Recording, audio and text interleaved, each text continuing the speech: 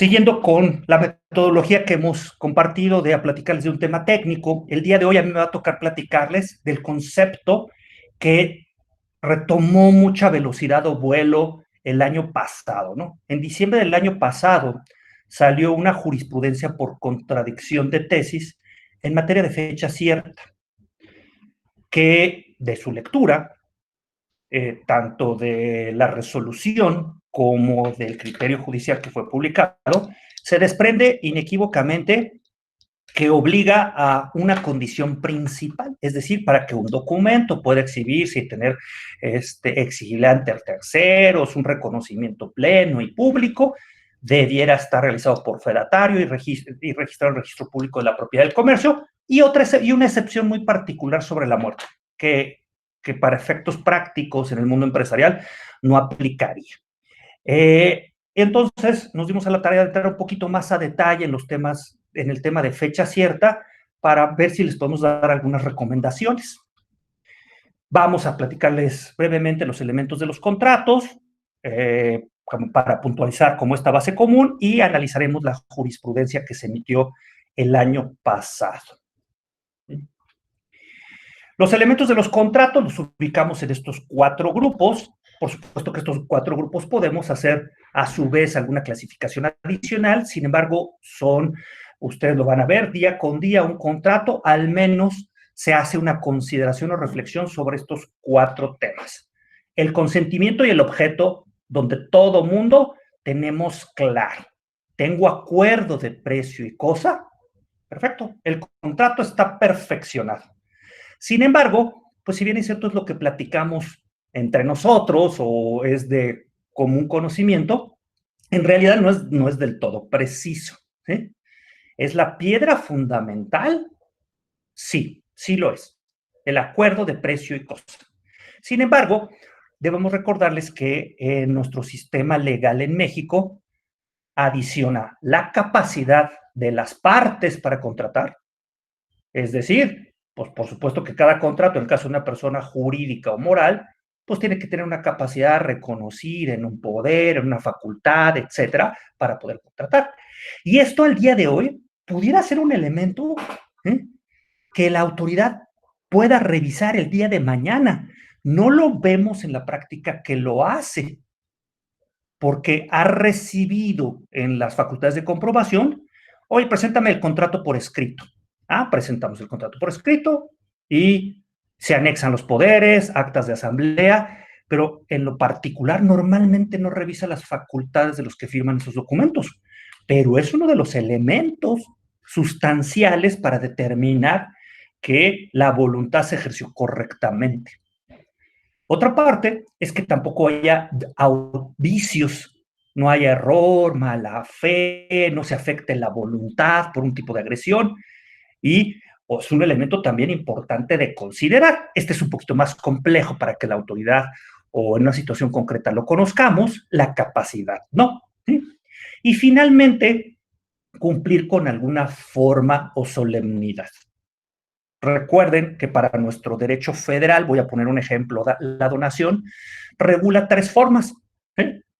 La donación por cierto monto puede hacerse exclusivamente oral, de un monto en adelante, que me parece que hasta 5,000 pesos, debe hacerse por escrito, y de 5,000 pesos en adelante tiene que ser por escritura pública. Es decir, la donación es un caso muy particular de convenio, porque la disposición regula 3 formas de documentarla y te obliga a cada una. Puede ser oral hasta cierto monto, ¿sí? Debe ser por escrito dentro de cierto rango y debe ser por escritura pública en otro rango.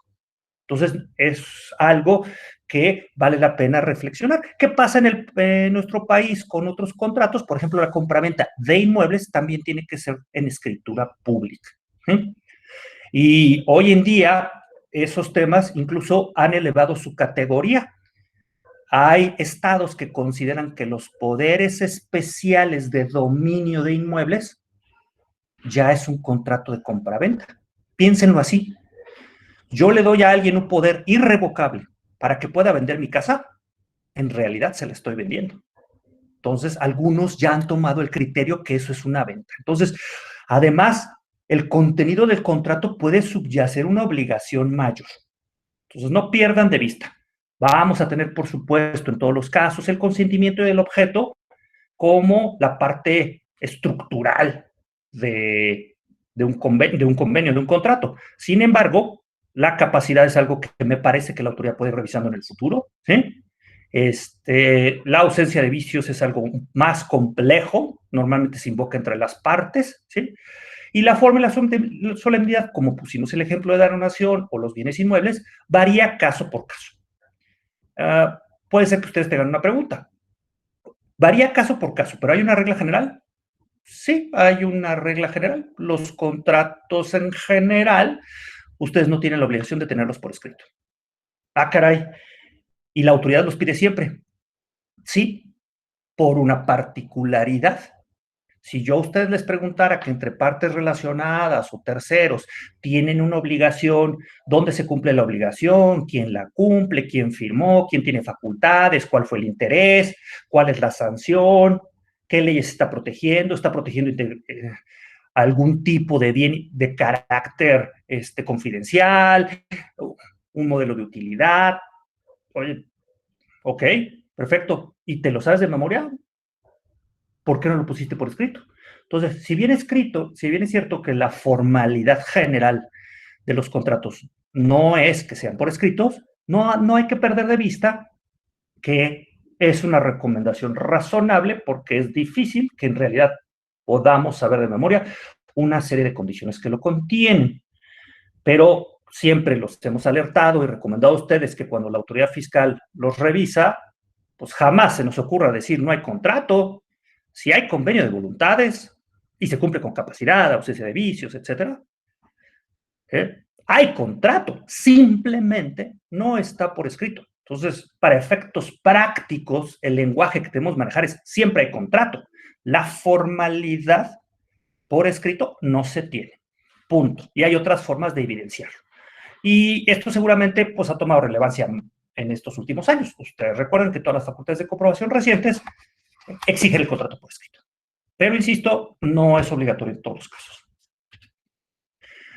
Algunas reflexiones, el Código Civil Federal los contratos se perfeccionan por el mero consentimiento, esto lo hemos venido platicando, excepto aquellos que deben revestir una forma establecida. Ya hicimos referencia a que la forma establecida va a estar, por ejemplo, en la donación en 3 grados y en el caso de inmuebles va a estar específicamente en escritura pública, ¿no? 2 puntos que me llaman la atención y que complementan esta parte, donde ya nos vamos a dirigir un poquito del Código Civil Federal a fecha cierta o tener un elemento objetivo que me ate en el tiempo, porque la fecha cierta implica que yo pueda conocer un documento, una situación, ¿no? Una evidencia, una fotografía, y pueda atribuirle un carácter temporal. Entonces, esa es la fecha cierta.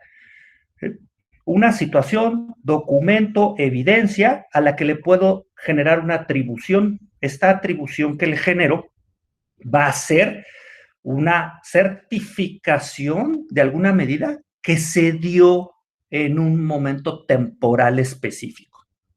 Todo el mundo hemos visto películas donde, ¿sí? Oye, ¿dónde estoy? Pues hago una evidencia. ¿O qué día estoy? Saco una foto de un periódico. Me empieza a dar una evidencia objetiva temporal que busca la autoridad en sus facultades de comprobación, quiere cerciorarse que esa evidencia fotográfica, documental, situación, esté referida a un tiempo.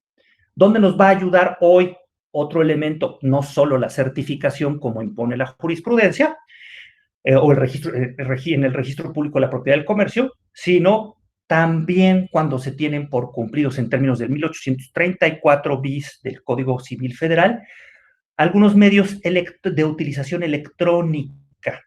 Esto es fundamental. Lo hemos platicado en otras reuniones y ustedes han incluso comentado que tienen procedimientos en algunas compañías que cumplen con algunos procedimientos en materia de medios electrónicos. Solamente recordarles que tenemos una norma oficial mexicana al respecto que recomendamos que deba explorarse y en su momento cumplir. Pero deben de tener en cuenta que una herramienta ahorita más poderosa debiera enfocarse a medios electrónicos. Entonces, de lo que hemos venido platicando, ya establecimos que los elementos de contrato son estos 4 grupos que les proponemos. Ojo con la capacidad, me parece que es un tema, insisto, que va a estar explorando la autoridad en el futuro. El consentimiento del objeto, todo lo hemos manejado con una precisión razonable, y la formalidad en esos 4 grados. Pero hoy, ¿sí?, sin ser inocentes, y a pesar de que no hay una regulación de que todo debe ser por escrito, claramente debe hacerse por escrito, aunque no hay un vínculo que lo conecte desde la perspectiva civil en todos los casos. Resaltarles que la fecha cierta nos va a ayudar hoy un elemento, y esta reforma, si la memoria no me falla, es de hace más de 15 años, ¿eh? La reforma de la utilización de los medios electrónicos. La norma oficial mexicana se ha venido modificando, y es más reciente, pero en realidad el mecanismo de medios electrónicos ya lo tenemos en materia de comercio, Ley Federal del Trabajo, Código Civil Federal, etcétera, como herramienta, y me parece que es donde debemos ir. Les comparto que nosotros hoy estamos explorando en juicios ante la autoridad algunos dictámenes de personal de sistemas que acrediten que el sistema no puede ser modificado y deja evidencia de una fecha cuando existe algún cambio y deja evidencia de en qué consistió el cambio. Entonces, estamos explorando esa parte, ya les estaremos avisando de su efectividad, ¿no? Pasando en la segunda parte de la presentación sobre, en realidad, qué dijo la jurisprudencia que todo el mundo escuchamos en los medios sobre fecha cierta, hace referencia a, primero, que los documentos privados, es parte del rubro de la jurisprudencia, documentos privados deben cumplir con el requisito de fecha cierta. Es muy escandaloso, deben los documentos privados. En realidad, pues, hace ciertas acotaciones que vamos a comentar. Es primero preciso que les diga que esta jurisprudencia salió por contradicción de tesis. ¿Qué significa esto? Significa que hubo una serie de tribunales colegiados que empezaron a emitir sentencias donde decían que no era necesario fecha cierta y otras que decían que sí era necesario fecha cierta.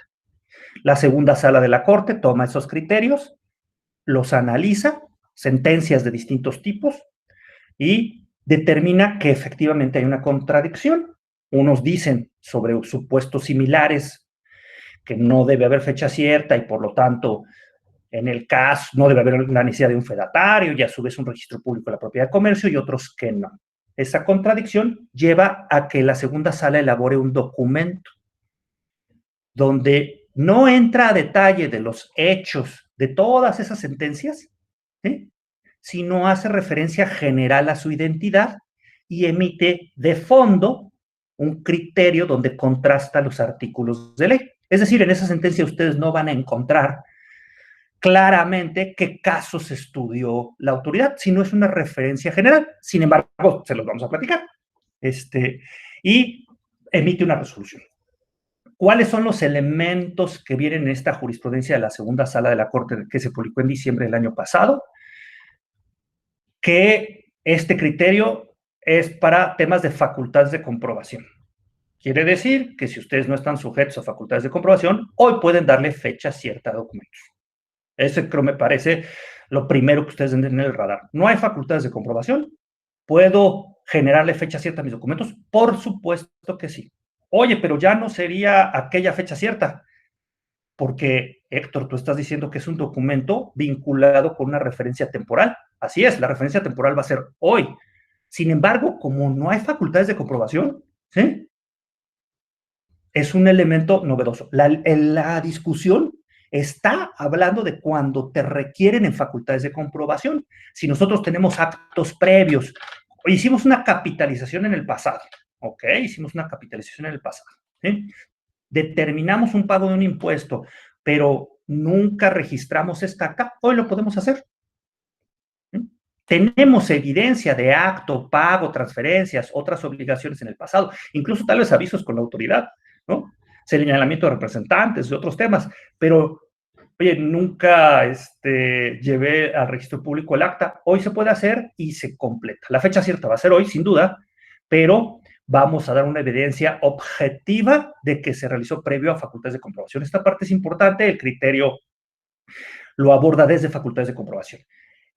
También hace referencia a la jurisprudencia, es que fueron para verificar el cumplimiento de las leyes fiscales, toman la institución civil que hace referencia a que la fecha cierta, ¿sí?, es una forma objetiva en el mundo civil, es la aplicación del mundo civil vía la supletoría del artículo 5, iremos platicando un poquito más esto del Código Fiscal, ¿no?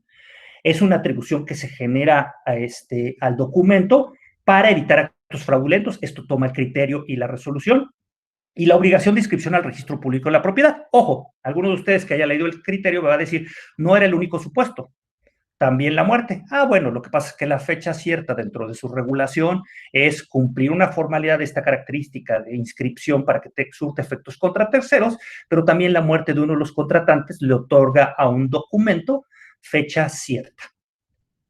La verdad, ¿podría eso pasar? ¿La muerte podría pasar en una empresa? Pues no, porque las empresas no fallecen. Sin embargo, y algo que no hace referencia ni la disposición civil, pero me parece que se puede utilizar, podrían ustedes tener documentos de fecha cierta cuando contrataron con una empresa que ya se liquidó. Insisto, esto no viene en la disposición de carácter civil porque hace referencia a la muerte, está presumiendo que los contratantes son personas físicas, pero sin embargo podemos dejarlo apuntado, ¿no? Una de las partes que abarca esta resolución es que hace referencia al Código Fiscal de la Federación, porque varios de los que se pelearon y que trataban de orientar la intención del juzgado a que no se aplique la fecha cierta, decían que el artículo 28 del Código Fiscal de la Federación, su correlativo del reglamento y el artículo 30 del Código Fiscal de la Federación, cuando te habla de la contabilidad y cómo se integra, no hace referencia a fecha cierta. Entonces, en su defensa, ellos decían, oye, ¿cómo me impones la obligación de que yo tenga un documento con fecha cierta? Es decir, ¿sí?, con evidencia del Registro Público de la Propiedad de Comercio, si el Código Fiscal de la Federación no lo impone como obligación. Vamos a leerlo muy rápidamente. El artículo 28, sobre cómo se integra la contabilidad en la fracción primera, inciso A, yo puse la parte interesante, además de la documentación comprobatoria, esto integra la contabilidad. Inciso A, además de la documentación comprobatoria de los asientos respectivos, toda la documentación e información relacionada con cumplimiento de las disposiciones fiscales, la que acredite los ingresos, deducciones y la que obliguen otras leyes, ¿sí? Entonces, hace referencia a que debemos tener toda la documentación relacionada, ¿sí? Y la defensa en estos casos era que no hacía referencia a fecha cierta. ¿Qué hizo, en este caso, la segunda sala de la Corte? Dijo, no, a ver, el Código Civil Federal entra de carácter supletorio, tiene un referente muy objetivo y hay una visión muy particular de evitar fraudes, ¿sí? Entonces, estos componentes obligan a desconocer en alguna medida que las leyes fiscales no entran a ese detalle. Y yo digo que en alguna medida porque, pues, finalmente estamos en un sistema, ¿no? Aquí estaba el artículo 5 del Código Fiscal de la Federación, que invoca la segunda sala de la Corte en su razonamiento sobre que puede aplicar supletoriamente disposiciones de derecho federal común, y es como hace la pinza y corta el tema para hacerlo, ¿no? El Código Civil Federal es un tema recurrente en esta resolución.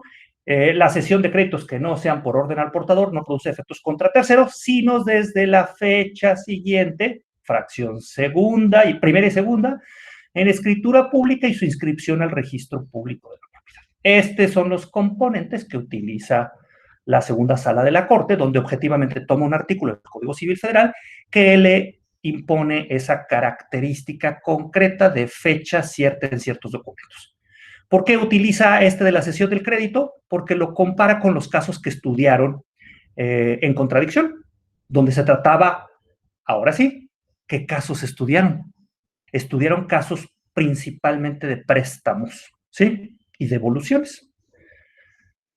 De la evidencia que tenemos en las resoluciones que se llevaron a contradicción, los casos que analizó la Corte, se podía ver que los contribuyentes habían tomado el criterio que unos ingresos o depósitos en su cuenta no consideraban base de acumulación porque provenían de devoluciones y préstamos. Como ustedes se pueden imaginar, en especial los préstamos, históricamente la autoridad ha tratado de combatirlos, ¿no? Porque ha visto que es una vía donde nosotros recibimos, o cualquier entidad recibe un depósito y pues que no genera una carga fiscal. Entonces, por supuesto que si es un préstamo, pues no la genera, pero en específico sobre base de impuestos. Pero la verdad es que es algo que ha estado persiguiendo la autoridad constantemente, para que ustedes tengan muy concretamente cómo versó la discusión. Ahora bien, yo creo que, ¿cuál es nuestra recomendación? ¿Debemos de hacer todos los contratos por escrito? No. Tuvimos una asesoría hace unos 5 años de una empresa que estaba en un solo parque industrial, dividida en 2 o 3 plantas, con, no sé, 10, 15 líneas de producción, una sola entidad, pero de una sola entidad, y nos preguntó que si podíamos hacer un catálogo de los contratos o obligaciones que tenían. Tal vez les va a sorprender, de 1,500 empleados, sin contar cada contrato por empleado, por supuesto, salió un conteo de más de 300 contratos. Pero, bueno, había 4 contratos de luz, había un contrato de teléfono, había 2 de Sky, había una serie de contratos que hacían bloque, que eran de una operación, una materialidad muy baja, ¿no? El contrato de Bonafont, el contrato de papelerías, el contrato, había contratos vigentes que ya se había cumplido el objeto, pero que estaban vigentes, de construcción, de ampliación, de arrendamiento. Entonces, una serie de prestadores de servicios, una serie de servicios actuales que se daban, que tercerizaban. Entonces, había un bloque de contratos muy llamativo.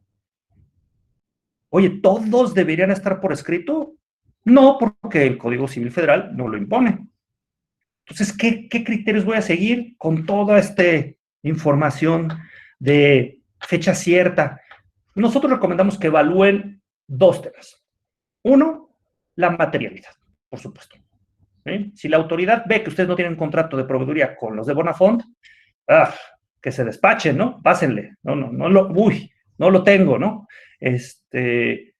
Pero sin duda, de la compra de su inventario, etcétera, por la materialidad debería ser un criterio. Entonces, un criterio, vamos a darle fecha cierta a todo. Me parece que no es necesario. Pueden tomar un criterio de materialidad. Ustedes saben que los que se dedican a la auditoría tienen algunas fórmulas razonables donde alimentan un sistema para que les dé a ustedes algunas cifras razonables bajo esos criterios de cuáles deberían de tener este criterio de materialidad, ¿no? Y de actividades esenciales. Puede ser que algo no sea materialmente importante, pero sin embargo, ¿sí?, me afecta porque genera un vínculo esencial para que yo opere, ¿no? Entonces, me parece que con esos 2 criterios ustedes podrían evaluar hacer temas de fecha cierta. Voy a resaltar también que debemos caminar hacia las normas oficiales mexicanas en materia de documentación, ¿sí?, de medios electrónicos. Eso sin duda va a resolver los problemas. No hay resoluciones, pero hay el mismo fundamento técnico que utilizó la autoridad para fecha cierta.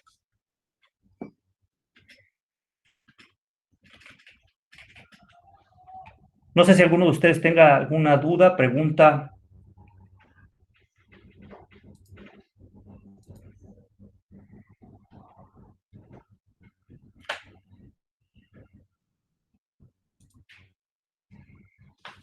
Enrique nos pregunta Israel, gracias a todos, buenos días. Nos pregunta Israel, en requerimientos de información de solicitudes de devolución, ¿suelen requerir contratos con clientes y proveedores? Siempre hemos contestado, los contratos pueden ser verdad, así es. Sin embargo, los últimos requerimientos ya nos tienen contratos protocolizados. Sí, caray. Sí, Israel, yo creo que no hay duda que lo están haciendo por este criterio, tú lo sabes. Es un exceso, por supuesto que es un exceso. Tienen una resolución que de fondo no analizó todas las operaciones, ¿no? Porque de fondo tiene un antecedente concreto en unas situaciones de carácter de préstamo, sí, devoluciones, que en el pasado son muy revisadas por la autoridad en un sentido común, han generalizado su aplicación, imagino que sí, han generalizado su aplicación, pero como lo hemos comentado, yo creo que podemos trabajar hacia las normas oficiales que regulan los medios electrónicos para bajar la carga y tratar de forzar ese cambio, ¿no? Ese sería mi comentario. Pues no sé si alguien más. Muchas gracias. Bueno, pues recordarles que los seguiremos invitando a estos eventos y les agradezco mucho que nos sigan acompañando. Ya tenemos nuestro canal de YouTube concreto, está dividido, como ustedes van a apreciar, en Diario Oficial, que le llamamos una sección de Diario Oficial en 5 minutos, otra sección de invitados, también otra sección de comunicación intercultural y nuestros temas técnicos de la firma de los viernes.